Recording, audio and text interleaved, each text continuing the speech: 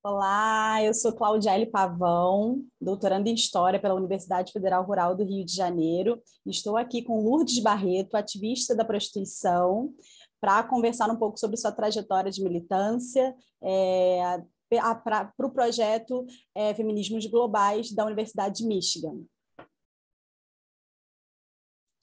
E, Lourdes, eu vou introduzir só para você falar um pouquinho da sua trajetória e aí a gente vai abordando alguns pontos importantes.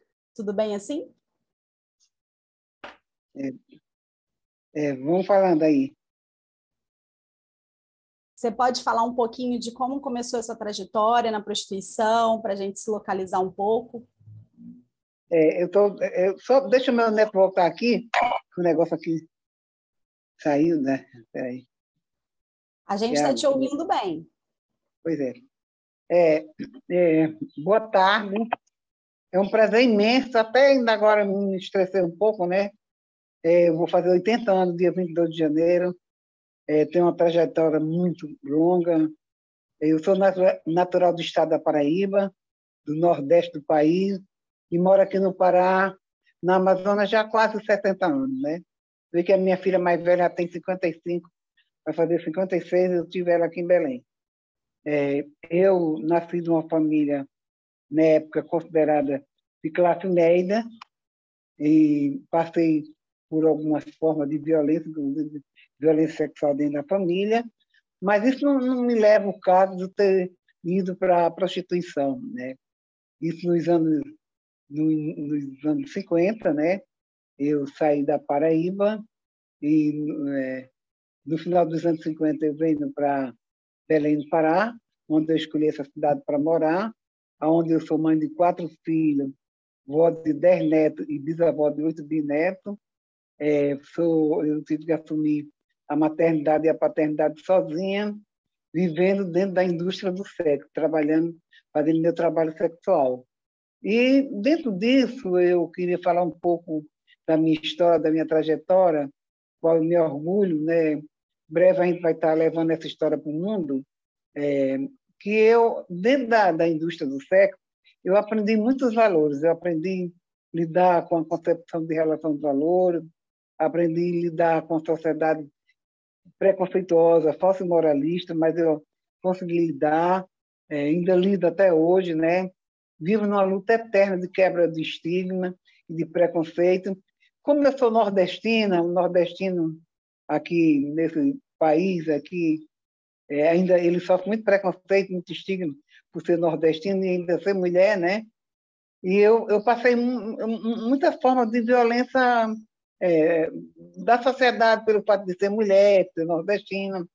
E depois eu tive que assumir que era puta. E essa palavra ela me trouxe um legado e me trouxe assim coisas importantes na minha vida, porque eu sei que eu estou quebrando estigma de uma palavra que uma sociedade toda usa, filha da puta que pariu. E eu resolvi fazer uma tatuagem há alguns anos atrás, até estava num evento do Ministério da Saúde lá na Paraíba, e resolvi fazer uma tatuagem. Até agora eu acho que eu sou a única puta mulher tatuada com essa palavra eu sou puta. Essa palavra eu sou puta, ela me traz assim um retrato de uma sociedade que machuca, fala mal da prostituição, mas não consegue viver sem a prostituição.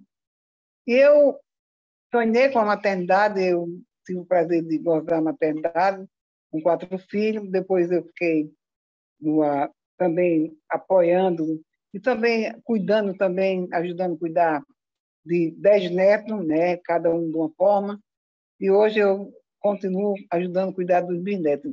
Vê que eu tenho uma bisneta de 5 anos que vive comigo aqui em casa. Porque a principal coisa que eu aprendi na vida é a família. A família é um dos maiores pilares, 2 pilares que levam qualquer ser humano a qualquer estabilidade, é a família, é a educação e a família, né? Então, eu não tive direito a acesso à educação formal, né? De ir para uma universidade, ir para uma escola pública, mas eu tive acesso na maior universidade do mundo, que foi a vida, onde eu lidei com putas, putos, atores, né? Boêmios, malandros, grandes intelectuais, grandes executivos, e eu consegui viver isso, e eu vi que eu estava no lugar certo, e eu aprendi a gostar disso. Eu não ia ficar quase 57 anos, 56 anos, quase 57 anos dentro de um trabalho que se eu não tivesse nenhum apreço por ele, nem gostasse dele. Eu terminei me apegando, não fazendo apologia à prostituição, mas aprendi dentro da prostituição lidar com essa concepção de sociedade, né? Sempre pronta e preparada para enfrentar um embate, né? Aí, dentro da zona, nos anos 50, eu já percebia que havia uma necessidade de organizar, da gente se organizar. Eu percebi isso com muita clareza. Eu tive, assim, os primeiros dias que eu tive no cabaré, aquelas coisas luxuosas, tudo, mas eu vi que tinha um nível de organização, desde como se comportar dentro do cabaré, e depois fui pensando que tinha que ter um movimento social, um movimento político, um movimento onde a gente pudesse estar falando da nossa história, contando a nossa vida com mais propriedade. E eu aprendi isso dentro da zona, dentro da prostituição.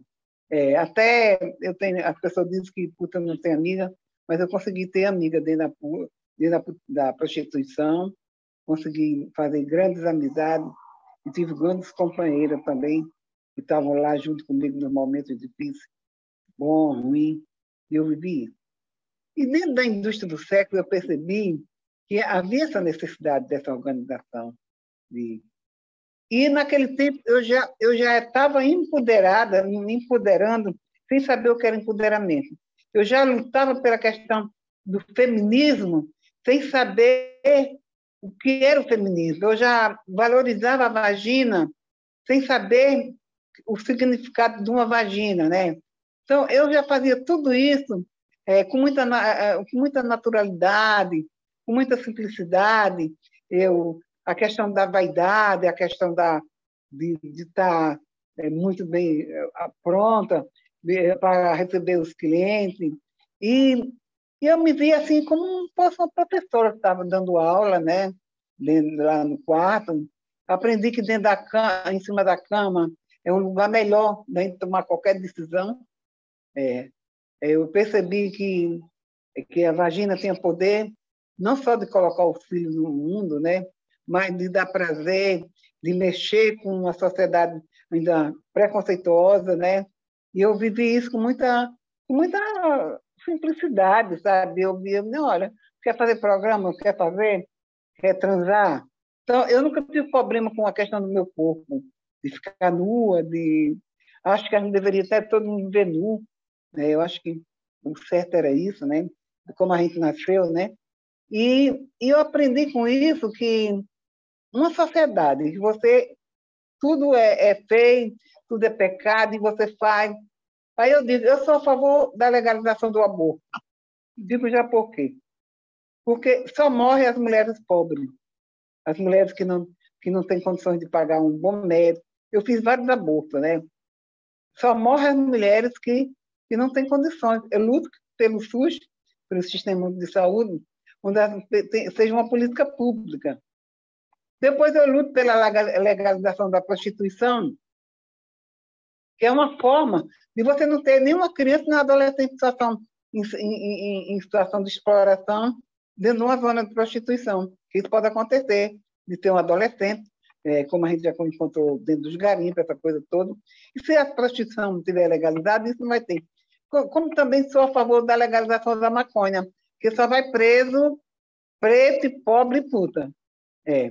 E muito gente fuma maconha naturalmente, então eu não tenho nenhum problema com isso. Então, eu defendo esse sistema que é complicado para a sociedade entender, mas para mim não é, para mim é natural, sabe? Eu digo isso com muita simplicidade e com muita humildade. E eu, aos meus 80 anos, estou fazendo agora, em janeiro, eu sou aquele ser humano, se faltar um ano para completar o aniversário, eu já digo que já estou na casa dos 80. Eu, cada dia, estou amadurecendo mais, aprendendo, sabe? Toda hora eu aprendo, estou aprendendo com a bisnetinha aqui, de 5 anos, eu aprendo com meus erros, com as minhas falhas, eu aprendo ouvindo as pessoas. e também sei que eu estou ensinando as pessoas, né? E dentro da indústria do sexo, tu percebe que existem muitos valores, né? Que isso não é colocado à tona por causa do estigma. O maior problema de não ter muita puta se assumindo que é puta na sociedade, por causa do estigma e o preconceito. O preconceito quanto a questão do racismo, a questão da mulher, a questão do movimento LGBT, quero mais. Então, essas pessoas, as mulheres, as putas, os negros, essas pessoas vão viver por muito tempo ainda, né, sofrendo preconceito e discriminação, porque a nossa sociedade ela é podre, ela é preconceituosa, ela é falso moralista. Aí tem eu aí, contando a história. Eu sou puta, faço uma tatuagem, todo mundo quer. Eu deveria ter feito isso desde o primeiro dia que cheguei na zona, porque tem sido um momento muito importante, todo mundo quer tirar foto comigo. Onde eu chego, todo mundo quer tirar foto.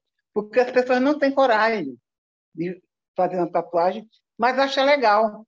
Todo mundo, poucas pessoas dizem, você está doida fazer uma coisa dessa? Mas poucas pessoas me disseram. Mas a maioria disse que legal, bora bater uma foto, aí eu vou, põe o bracinho, já tá até um bolsito no braço, de tanto mostrar o braço. E isso eu fui aprendendo, isso.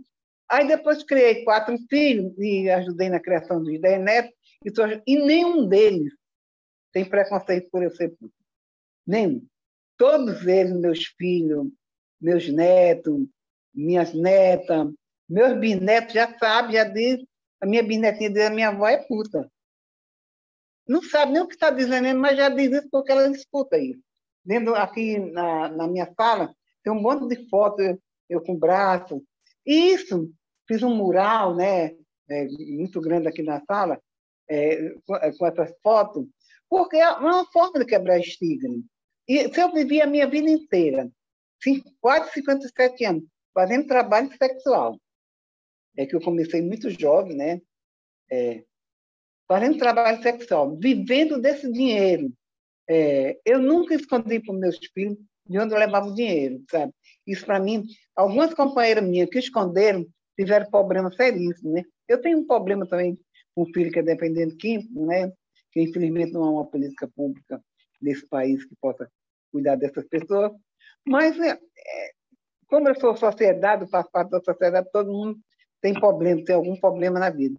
Então, eu tenho um problema e que eu estou conseguindo aprender a lidar com ele e viver porque eu não posso fazer outra coisa. Aí dentro do movimento, em 1987, no início dos anos 80, até 83, 84, 85, eu encontro Gabriela Leite, né?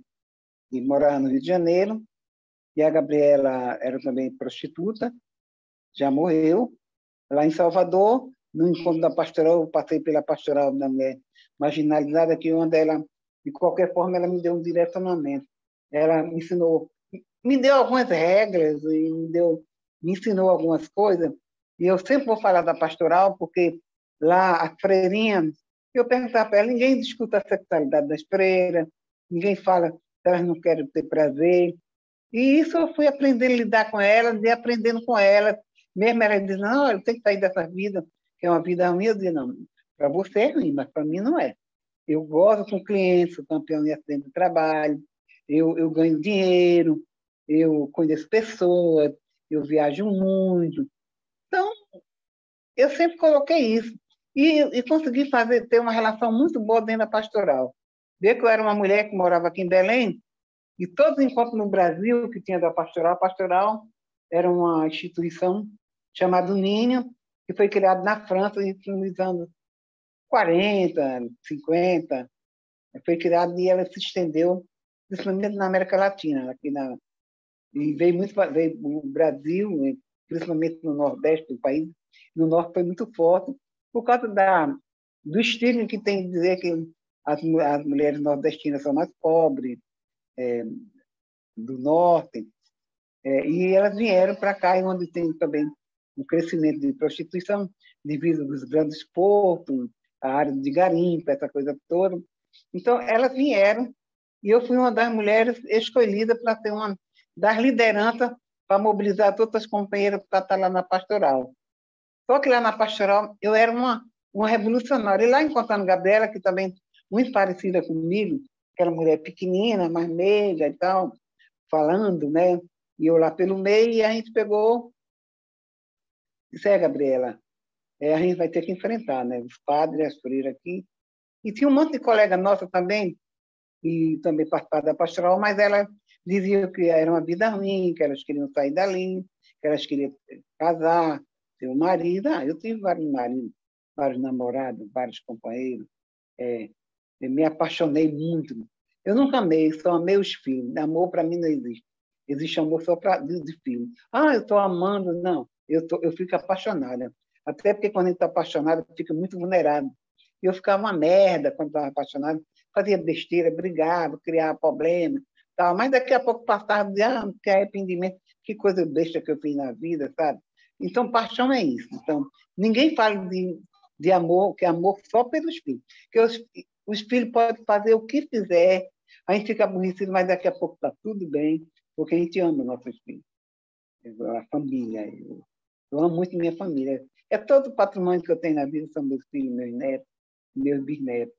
E eu me vi fazendo isso, eu não vi fazendo outra coisa.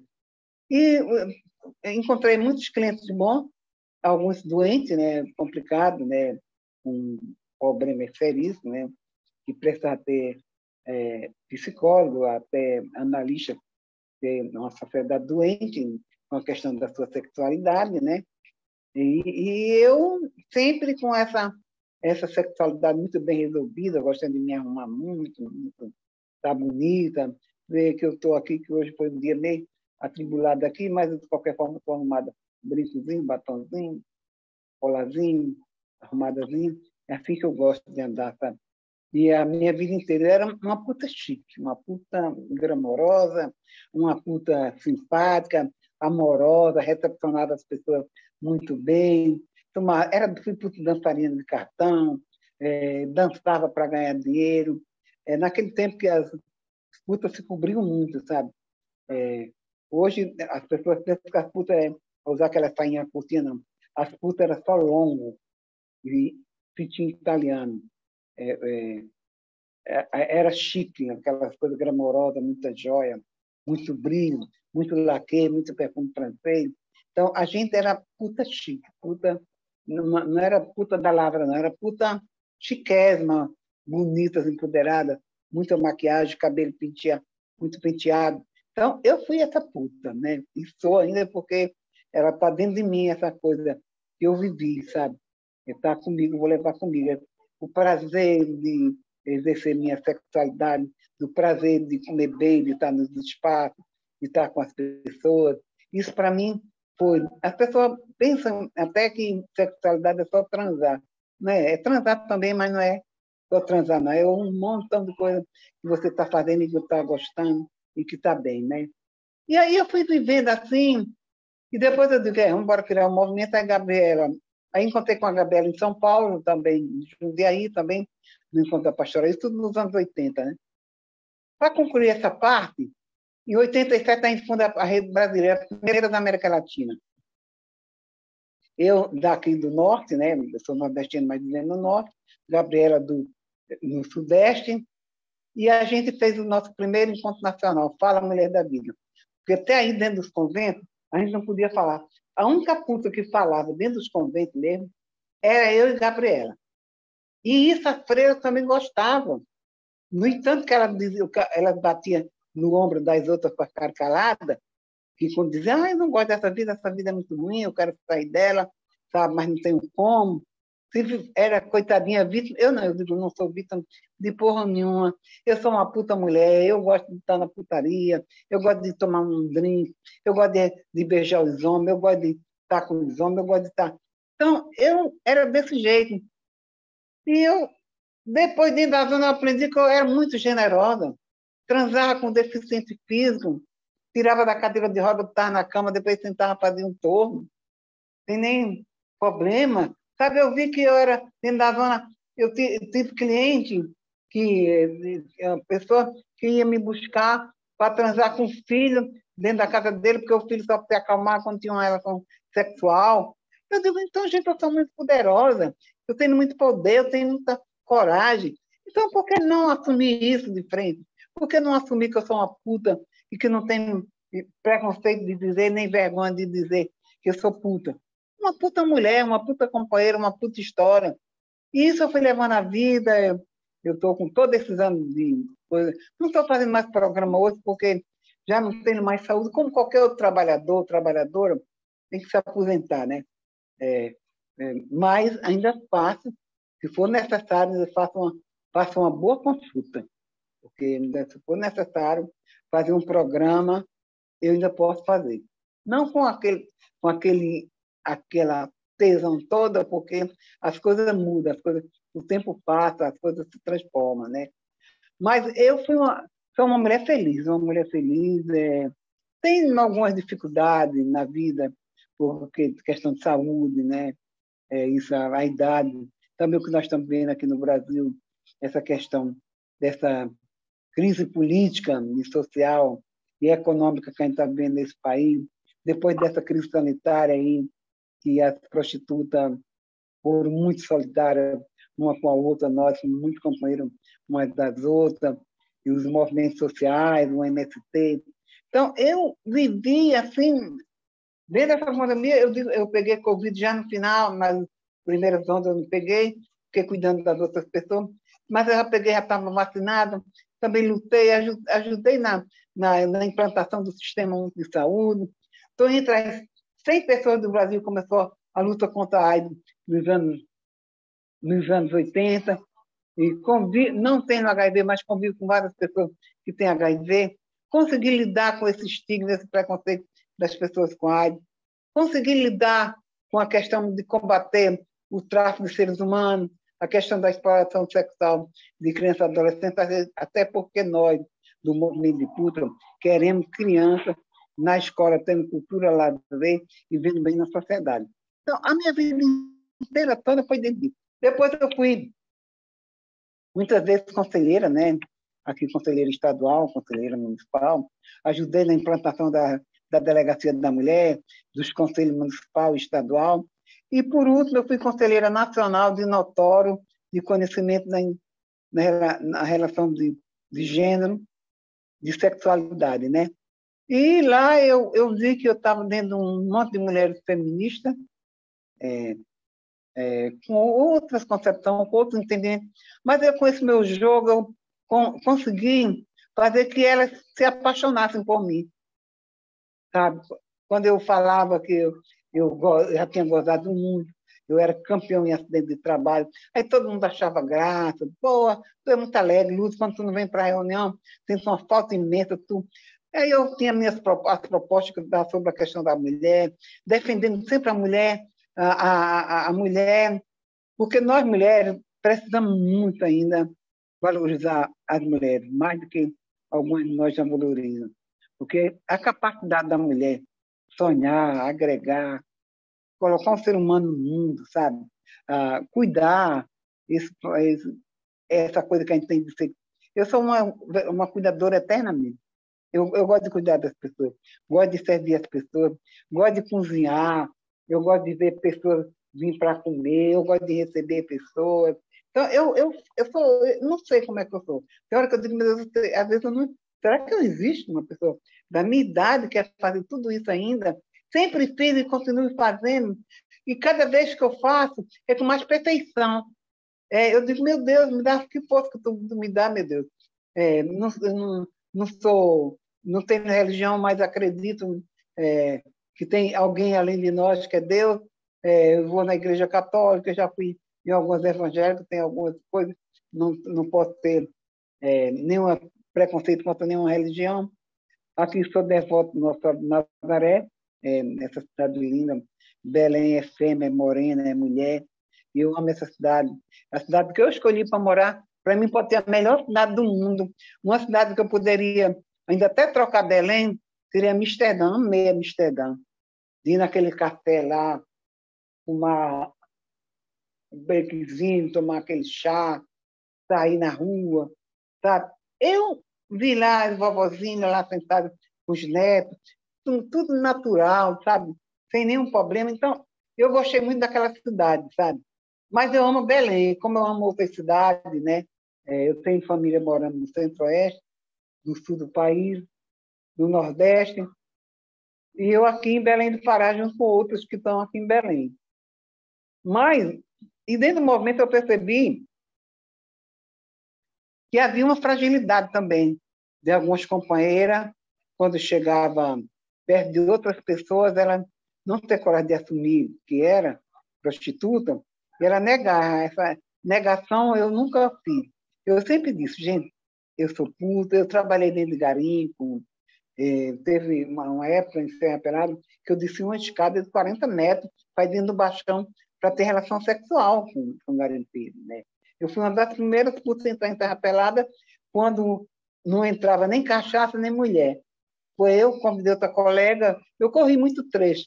Fui para as barragens do Tucuruí, fui para os garimpos aqui do estado do Pará, da Ituba, conheci o garimpo do Rio Madeira, aqui na região. Então, quer dizer, eu viajei tudo isso, eu conheci os garimpos da Guiana Francesa ali no Amapá, no Iapoque. Aonde tinha homem, eu ia atrás. Eu era aquela mulher que vivia em busca de estar com os homens. Porque mesmo os homens têm dificuldade de lidar, mas eu fazia que a nossa presença fizesse que ele está bem, né?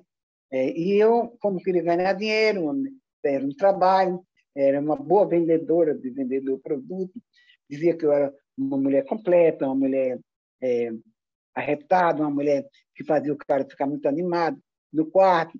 E era verdade mesmo, porque o cara não ia só nenhuma vez. O cara ia uma vez, duas, três, quatro. Quantas vezes ele encontrasse, queria ir. Então, a minha vida inteira foi desse jeito. Lógico que eu também tive problemas, tive muita dificuldade, tive decepções, tive acertos, erros. Não fui a melhor mãe do mundo, mas gostaria de ter sido, mas pelo menos uma mãe razoável, um pouco preocupada com a família, alguns cuidados necessários. E eu fui essa mulher que disse para a sociedade: eu sou puta e quero lutar pelos direitos de todas as mulheres. Dentro da indústria do sexo, eu percebi que eu não tinha que lutar só pelas trabalhadoras sexuais, não, por todas as mulheres. Até aquelas mulheres que estavam em casa, porque o marido dela estava comigo lá na zona. Eu tinha que lutar que ela pudesse ter direito de dizer que não estava feliz, que não estava bem, sabe? Eu mesmo estando com o marido dela dentro do cabaré, fazendo programa, mas eu achava que eu tinha que defender ela. Quando vinha alguns malucos, porque a minha mulher e tal, que ela aparece todo para falar mal da mulher, porque está com outra mulher que é. Eu digo: olha, você está falando da mãe dos seus filhos, da mulher que você vive, então você, para mim, já não presta. Então, eu fiz muito isso, sabe? E eu vivi dentro da prostituição uma coisa glamourosa, não era uma coisa de coitadinha, essa pobrezinha, não. Era aquela mulher aguerrida, que estava fraco o movimento hoje, eu corria trecho, eu ia para frente, para outro lugar, eu trabalhei em boate, fui da puta dançarina de cartão em Fortaleza, dançar, ganhar dinheiro só para dançar. Eu transei com grandes executivos, grandes personagens da sociedade, dei prazer para uma sociedade inteira. Então, por que eu negar isso, gente? Não há necessidade. E eu, dentro da zona, eu ficava olhando, encontrei companheiras mesmo dentro da zona. Não, eu quero. E eu tinha muito medo de sair e ir embora, casar, como algumas delas diziam. Até chegaram a casar, mas depois voltaram de novo, sabe?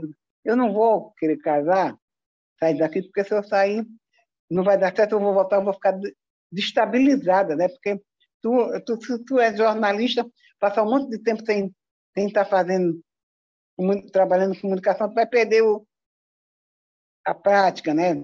Se tu é psicólogo, passar muito tempo sem atender, tu não vai ter condições de atender. Se tu é professor, passar muito tempo sem dar aula, tu também vai ter dificuldade. Então, eu digo, eu tenho que ficar aqui. Então, eu fiquei até agora, né?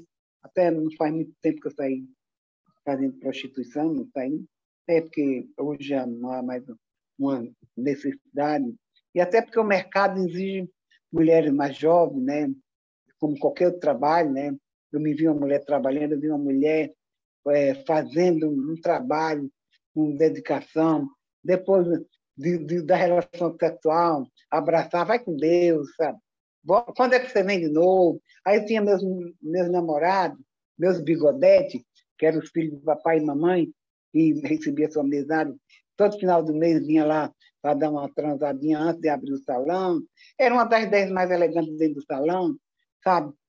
Dançando alegre, batom vermelho, sabe? Toda arrumada. Então, gente, eu não faço apologia, mas eu, quando jovem, dentro da prostituição, eu era muito feliz. Lógico que depois fui começando a ter os filhos, de ficar madura, começou a ter algumas dificuldades, alguns transtornos, né?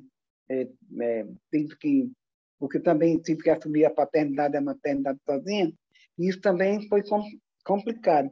Como a maioria, nós temos um grande número de mulheres que assumem a maternidade e a paternidade sozinha nesse país e nesse mundo ainda. Então, aí, por outro lado, eu dizia, mas não é só eu. Quando eu tinha alguma coisa que eu achava que, pô, mas isso está muito pesado para mim, eu dizia, mas não é só eu. Tem alguém que está passando por isso. Ah, eu já tenho uma casa para morar, sabe? E vi colega que não tinha casa para morar. Então, eu tenho que agradecer, sabe? E dizer que estou feliz, sabe? Então, eu comecei sempre fazendo esse jogo, essa, esse gingando, para onde as pessoas, mas você não tem outra coisa para fazer, me diga o que, é que eu vou fazer. Eu até procurei fazer algumas coisas, fui trabalhar numa creche, dar banho em 30 crianças e comida. Aí eu cuidava Caramba, bem das crianças. Lucas. Deixa eu te perguntar uma coisa. Você está falando, né, dessas situações que você está observando dessas mulheres, né, que tinham demandas, né, que assumiam um papel de mãe e pai, que estavam, né, sozinhas para poder criar seus filhos, todas essas dificuldades, e você via muito isso, né, dentro dos prostíbulos, né, dentro do cabaré. Teve alguma situação específica, né, alguma experiência específica que que foi determinante para você se organizar e ir conhecer, né, esse encontro que teve, né, que a senhora conheceu a Gabriela Leite? Teve algum momento específico que despertou para ir para esse encontro? Né? Eu sempre gostei, lá dentro do cabaré, a gente sempre tinha reunião com a cafetina. Algumas mulheres não queriam participar da reunião, mas eu queria participar. Eu sempre gostei de participar de alguma coisa, né? Queria estar presente para saber como era que era. E eu fui uma das, lá em Belém, nos anos 60, final dos anos 50 para 60, apareceu a pastoral lá em Belém. Aquelas senhoras, algumas freiras e algumas senhoras leigas, casadas, que resolveram fazer uma obra social. Aí, como a gente era considerado para elas disso, elas iam lá. Aí depararam comigo, eu até abri a porta para elas entrar lá, isso antes da ditadura militar, depois teve a comenda da ditadura militar. E elas foram lá, e tinha duas paróquias de igreja próximas, lá do Quadrilátero do Amor, uma zona onde tinha quase 3 mil prostitutas, né? E eu mobilizava, eu dizia, olha, bora, colega, muito bacana ir para a reunião. Aí elas lá faziam, festejar o aniversário da gente, sabe? Todo mundo fazia uma coleta, comprava salgado, bolo, fazia uma festa. Isso durante a tarde, porque de manhã estava dormindo, né? E à tarde a gente ficava livre. Aí eu levava, mobilizava 150 mulheres, até mais, enchia uma paróquia de mulher lá. E a gente ia, a gente estava gostando daquilo. Algumas queriam ensinar a bordar, fazer tricô. Eu nunca tive habilidade para essas coisas, né? Eu era só para falar mesmo, mas não, eu tenho uma tarefa aqui de mobilizar. Eu sou fazer mobilização política. Eu já desisti. E foi aí que eu encontrei a Gabriela, que eu não vou negar, a pastoral foi uma das maiores incentivadoras para que o movimento de puta se organizasse na América Latina. Eu acredito que até no mundo. Porque aqui em Belém, aqui no Brasil, foi através da pastoral da mulher marginalizada que eu fui à primeira reunião fora do Estado, a primeira reunião fora do Estado, e foi onde lá eu encontrei Gabriela, e percebi que havia uma necessidade da gente se organizar para lutar pelos direitos, né? Das prostitutas e das mulheres como um todo, né? Principalmente das prostitutas.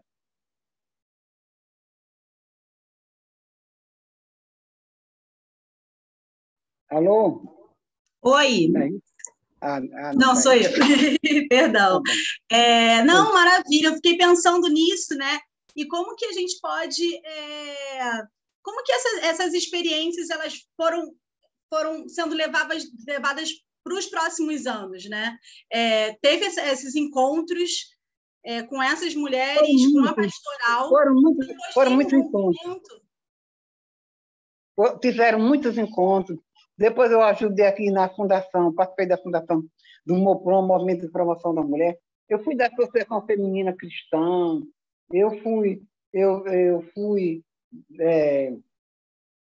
Sou fundadora da Rede Brasileira de Prostituta. Fundei o GEMPAC, Grupo de Mulheres Prostitutas do Estado do Pará, que dia primeiro faz 30 e poucos anos. Então, eu fiquei a minha vida inteira participando das coisas. Até hoje eu participo das reuniões, das coisas. Hoje tinha até uma reunião de GEMPAC que eu não fui, porque se eu fosse eu ia ficar cansada para estar agora aqui falando, porque tu sabe que falar cansa, né? Falar e comandar. Cansa também, né? E eu sempre participei das coisas. E incentivava as outras. Eu dizia, olha, gente, é importante estar lá na pastoral. Vê que quando fechou a zona, nos anos 70, em Belém, em 64, ditadura militar.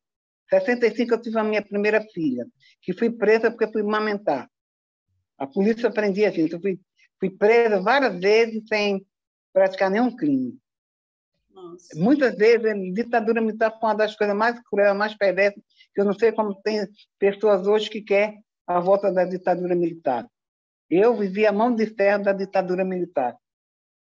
E dentro da zona, essas freiras, elas deram um apoio muito grande na questão das prostitutas, depois, no meio da ditadura militar. Em 1970, fechou o Quadrilátero do Amor, aqui em Belém. Era uma zona com quase 3 mil prostitutas, uma zona tinha mulheres de vários continentes do mundo, tinha mulheres do Japão, de vários, porque Belém, essa região aqui, a borracha, ouro, muito minério, então muito navio, um porto poderoso. Então, tu tinha mulheres que vinham de todos os lugares do Brasil e de vários continentes. Então, essas mulheres estavam aqui. Em 70 fecha, aí eu fui uma das mulheres que lutei para reabrir a zona. Eu estava na frente, porque quando disseram que ia fechar a zona, foi fechado dia 1º de abril, dia da mentira, eles nem acreditavam. É dia da mentira, que chama dia da mentira. Fechou a zona, eu tinha alugado uma casa, eu já tinha meus 2 filhos mais velhos, a Leila e o Paulo. Aí aluguei uma casa no Guamá, botei uma moça lá para cuidar dele, vem. Quando fechou a zona, fechou a casa, eu não estava lá na hora. Eu cheguei de manhã, estava o Exército, Aeronáutica, Polícia Civil, Polícia, de todas as... Polícia estava lá. Aeronáutica, Exército, Polícia Federal, toda aquela coisa toda. E eram os aviões, sabe? Tipo uma guerra. Porque 3 mil e tantas mulheres dentro de um quadrado, o que é que você acha? Vai botar onde? Aí foram se organizar para deportar. Algumas delas foram deportadas. Como eu estava já fora de lá da dona, aí eu fui atrás das senhoras da igreja e dos padres e das freiras para a gente fazer mobilização para conseguir comida para levar para elas que estavam presas dentro das casas. Entendeu? Então, eu me destaquei fazendo essas obras sociais. Né? Eu aprendi com elas. Né? Eu era, quando eu estava dentro da zona, com uma colega do liceu, eu ajudava. Quando ia presa, eu até aprendi nunca fazer nada sozinha, que uma vez eu quis soltar uma colega, pedi para soltar uma colega lá na delegacia, a gente ia presa por qualquer coisa. Quando tacaram na janela, já ia presa. Aí fui soltar a colega, chegou lá o delegado, disse, olha, prenda essa outra vagabunda. Aí eu fiquei presa lá, tive que transar com o chaveiro, para ele me dar comida, porque eu não tinha nem almoçado ainda. Ele me prendeu pela parte da manhã. Eu digo, eu vou ter que transar, tem uma vagina aqui que resolve qualquer problema. Então, e a minha vida inteira foi desse jeito, gente. Eu não vi outra coisa mesmo. E eu nunca vou conseguir contar a minha história toda, porque eu me vi em vários momentos da prostituição. Ontem à noite eu estava deitada me lembrando do meu primeiro amor, minha primeira paixão. Era um amor com paixão, chamado Birajara Boto. Tinha sido procurador do Estado da Paraíba. Ele já morreu há muitos anos. Então, quer dizer, advogado, foi procurador do Estado. Eu estava vendo e me lembrando disso. Depois eu tive outro amor no Rio Grande do Norte, outra paixão misturada com amor, mas era uma paixão que acabou. Chamado Itarés, que era caminhoneiro, que eu viajei todo aquele Nordeste também de carro com ele. Então, aí aqui eu tive aqui vários namorados aqui, vários amantes, fiz muita besteira também, apaixonada, sempre apaixonada, você faz muita besteira. E eu terminei vendo que eu estava no lugar certo, gente. O que é isso? Então, esses caras também são legais também, sabe? As mulheres são muito mais importantes. E fiquei a vida inteira. E eu ajudei na reabrir a dona. Quando a dona reabriu, ela reabriu o mandato de segurança. Nós já pegamos, fizemos o seguinte: já colocamos as mulheres já ficavam dentro de casa, só pegando os clientes, mas não podia ter bar, música. Aí ficava vendendo bebida. Eu nunca fui capitina, nunca fui dona de casa. Eu não tinha talento para isso. Eu não sabia explorar ninguém, eu não sei explorar ninguém. E a cafetina, ela explora, como qualquer outro empresário, explora qualquer trabalhador. E dentro da zona já fazia greve, quando a carga horária era grande. Por exemplo, a gente entrava no salão 10 horas da noite. Era para 3 horas fechar tudo e a gente sair com o nosso namorado para curtir o resto da noite. Não, estava chegando cliente, não, você não pode deitar ainda, não pode sair ainda. Aí eu dizia, no outro dia, na hora do café, olha, bora hoje, entrar no salão meia-noite. 2 horas de prejuízo para qualquer empresário, em qualquer indústria, é prejuízo. Eu já dizia isso, com outra linguagem. Não essa linguagem da indústria, eu não falava isso ainda. Mas embora que ela vai ter prejuízo. Então, aí no outro dia, ela já melhorava um pouco a comida. E olha, tá vendo? O que nós fizemos então, foi válido. Já fechou, já melhorou, porque não, cobrava diária mais cara, deixava a gente passar da hora de trabalho. Se entrar às 10 horas da noite, até 3 da manhã era suficiente. Todo mundo tinha feito programa, ela tinha vendido muito drink, muito uísque branco, cavalo branco, grande, aquela coisa toda. E a gente aí ia chegando o homem, chegando o gringo, chegando o estrangeiro, e não, a gente já cansada, querendo namorar, e tinha nossos namorados, né? E vinha, que eram nossos amantes da vida, né? E vinha para ir para o final da noite, para amanhecer o dia com a gente, para a gente também seria os últimos a fazer sexo, né? Porque amante é os últimos a fazer sexo, porque mais que são puta, né? Puta transa com todo mundo depois. Aí eu sempre fiz isso. E essas pessoas leigas, né, essas freiras, essas senhoras, como Dona Dulce Fioli, até já morreram, essa senhora, doutora Cochita, tudinho, tinha toda semana, numa quinta-feira, tinha reunião na paróquia, sabe? E lá a gente fazia mobilização, e a gente foi vendo até reabrir a zona. Quando reabriu a zona ela reabriu e ela fechou, passou 3 anos fechada, ela abriu em 74, 3 anos fechada. Ela reabriu com de outra forma, só casa, mais casa de cômodo, mas terminou botando uma eletrola aqui, tocando uma música aqui, vendendo bebida, e aí ficou. E até hoje existe lá alguns bares, alguns casarões das igrejas tomaram conta, que era muita casa, bonita, mulheres lindíssimas, casarões, muita penumbra. Aqui eu estou falando de Belém, mas também eu vivi em outros boates, em outro lugar. Morei no melhor cabaré do Rio Grande do Norte, chamada Maria Boca, era só mulher internacional, mulher linda, que vinha de vários lugares do mundo. Morei na Dejanira, lá em Biribeira, em Recife, sabe, que era uma casa de show. E morei em João Pessoa, morei em Belém, aqui, morei nas melhores casas de Belém. Então, eu tive uma vida como prostituta, até tive privilégio, sabe, de morar em lugares bacanas. Também, como outras colegas minhas também, e também tive momentos difíceis de batalhar na rua, correr da polícia, ir presa, trabalhar dentro de baixão, que era sem as mínimas condições sanitárias, né? Peguei malária, peguei... não peguei HIV, não. Malária, eu tive muita malária, porque dentro do lugar tu pega uma malária assim, brincando. tal, agora que amanhã tu vai estar com malária. Então, era assim. E, então, eu fiz muita coisa na minha vida, e nas barragens, Deixa cidade... eu.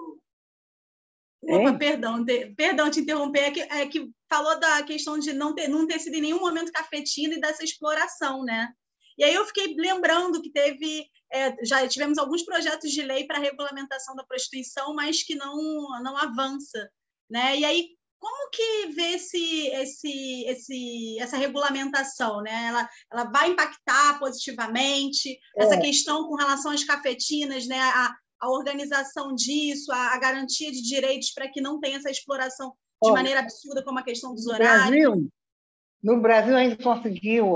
Tu sabe que é só na Alemanha e na Holanda que a prostituição é legalizada, né? Que eu saiba, né?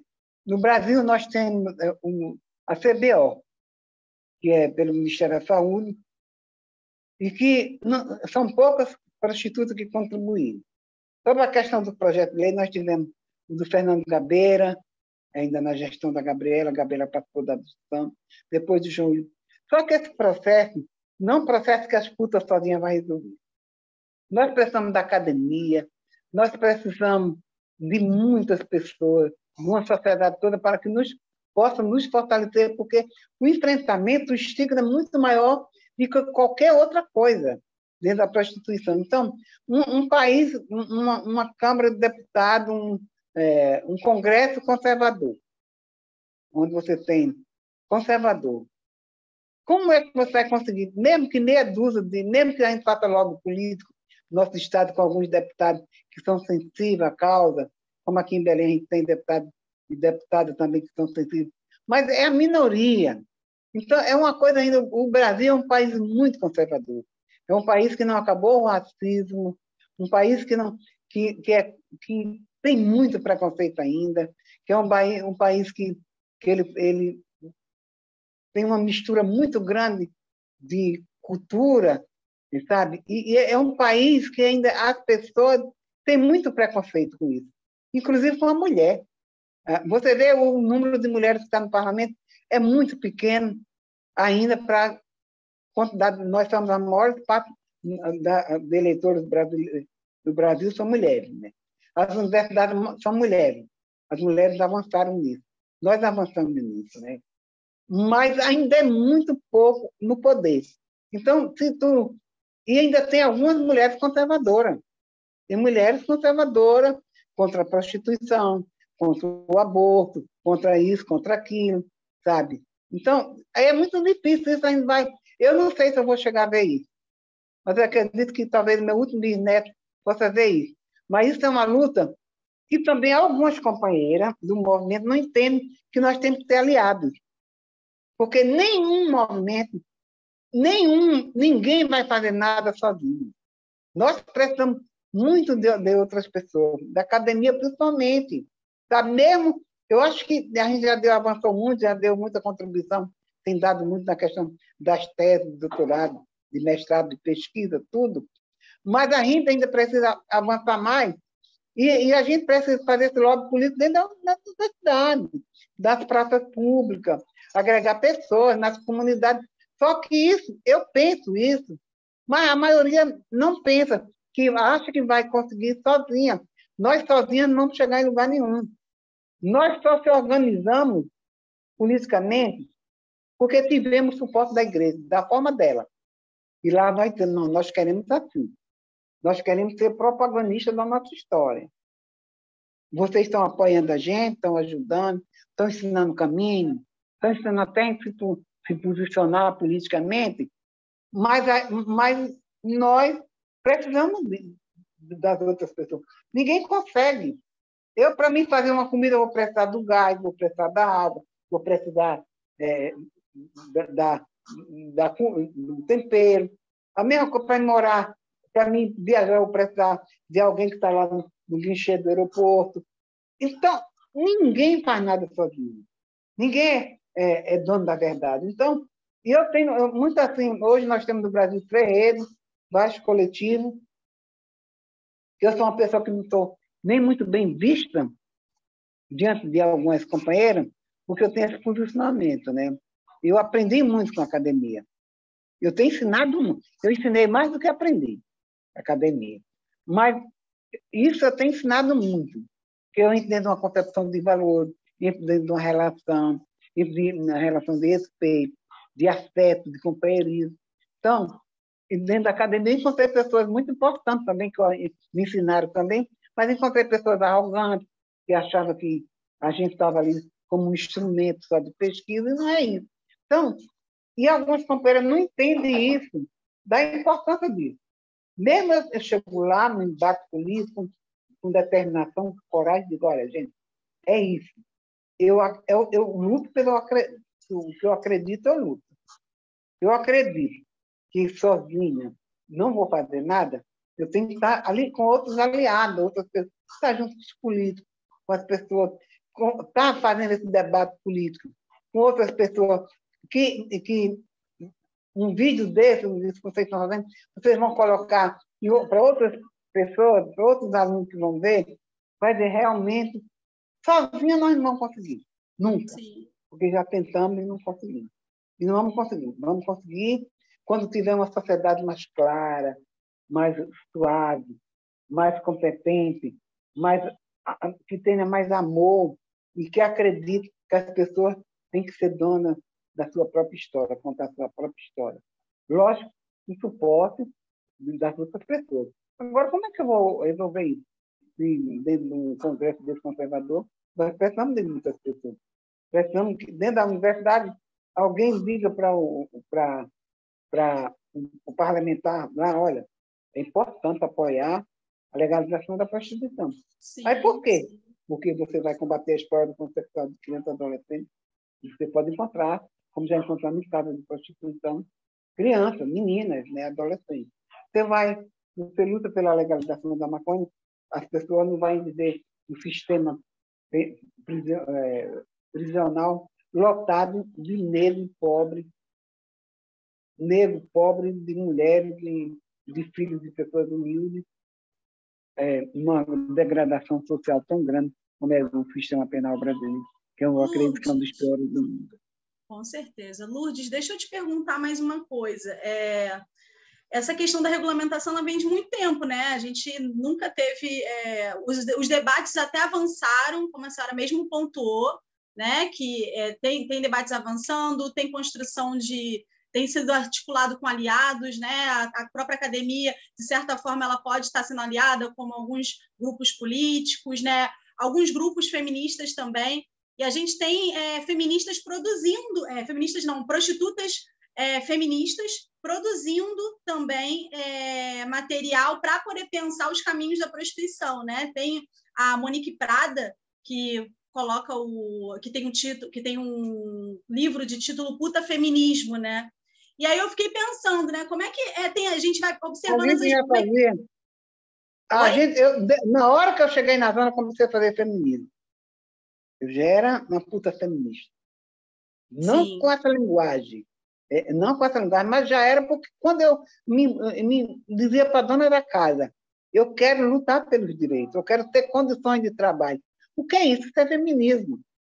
Isso é o quê? É feminismo, é empoderamento. Isso na década de 50, gente.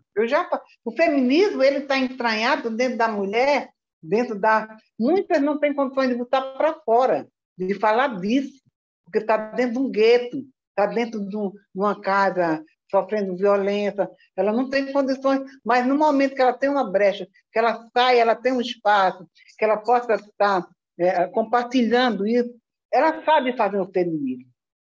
Dentro da relação da sua sexualidade, dentro da relação do respeito, do empoderamento. Então, eu sempre fui uma feminista arretada, muito bem resolvida, muito bem determinada com o meu corpo, com a minha mente, com a minha cabeça. Então, a gente já fez a vida inteira. Não é de hoje. Lógico que a Monique vem com o livro, foi importante também, isso também, de qualquer forma, foi muito importante. Quanto mais tiver pessoas falando de feminismo, é importante, porque vai despertando mais. Mas que já não é uma coisa nova, não. O feminismo é uma coisa... Aquelas freiras que estavam lá nos ouvindo, elas já estavam pensando no feminismo.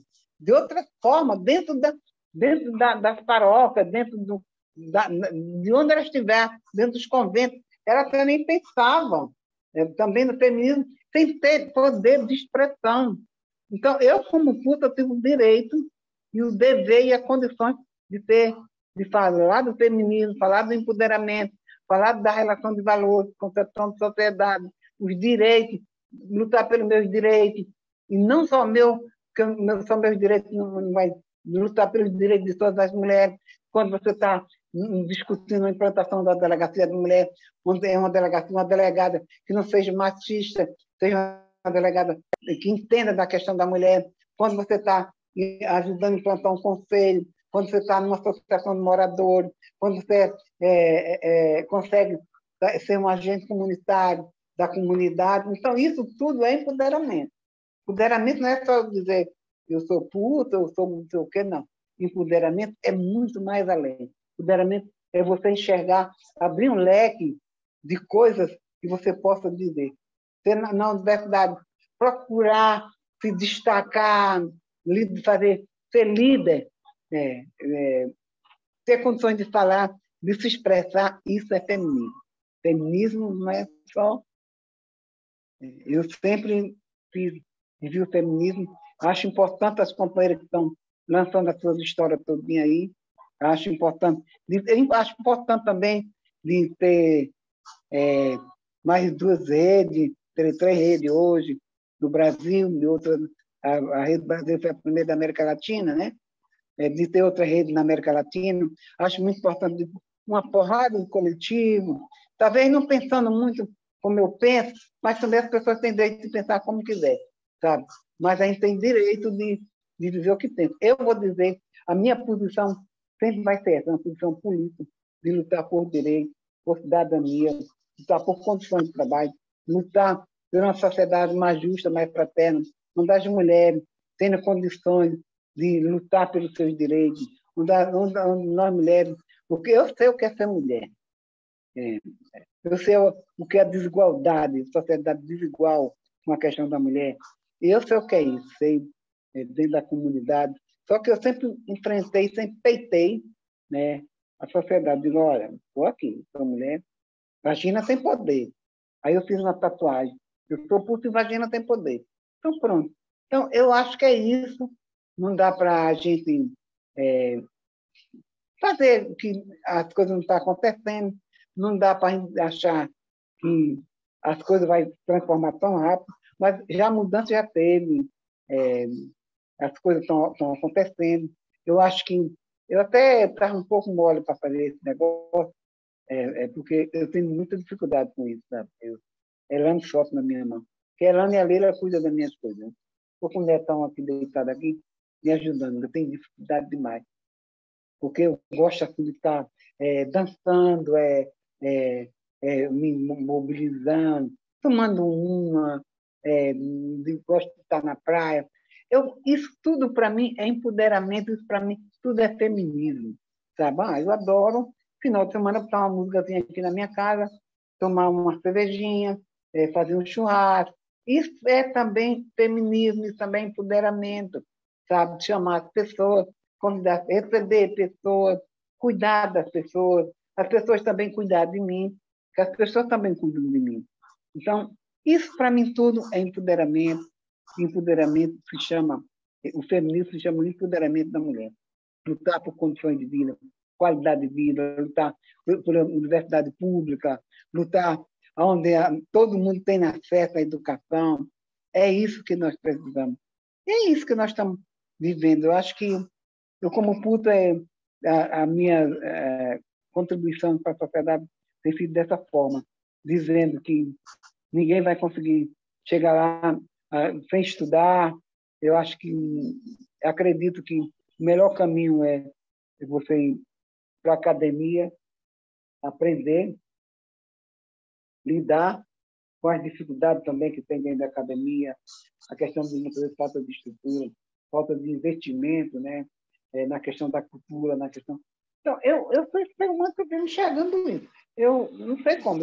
Eu reparo isso daqui, reparo da lá, eu digo, olha, gente, está faltando isso, por que a gente não resolve isso? Porque tem muito... O meu voto, eu sou uma mulher que, enquanto tiver perna para andar, mesmo que eu tenha até de cadeira de rodas, eu quero votar. Eu voto, ele faz uma diferença, né? Eu até disse esse ano, complicado para escolher quem votar, mas vou ter que votar num que eu já conheço, né? E nós temos que tirar esse governo que está aí, porque a gente está vivendo toda uma situação que nós estamos vivendo no país, questão da violência, a questão da falta de respeito à desigualdade social, à corrupção. Então, é um país que tão lindo, Sim. tão belo, cheio de tantas belezas naturais, tantas pessoas bonitas como nós, generosas, de companheiros e companheiros, e nós estamos vivendo uma situação tão difícil. Mas é isso é luta, isso é... Lourdes, acho que a gente já pode encaminhar para o encerramento, mas tem uma questão assim, que eu queria muito te ouvir, estou assim, bem feliz assim, de estar vivendo esse momento. Mas a senhora pontuou essa questão dessa conjuntura que a gente está agora, né? E esse vídeo está sendo produzido em 2022, a gente está numa conjuntura bem complicada aqui no Brasil. Mas desde a organização e a formação de todos esses grupos, encontros e movimentos organizados de prostitutas, né, que a senhora apontou na década de 80, né, para agora, teve mudanças importantes na vida dessas trabalhadoras que são prostitutas, né, das trabalhadoras sexuais. Teve diferença das relações de trabalho, né, dentro dos puteiros? Teve. De ontem para agora? Teve, sim. Teve mudança, sim. Senão não adianta. A gente está lutando desde os anos 80 para cá, não tivesse nenhuma mudança. Há um respeito já algumas transformações, algumas mudanças.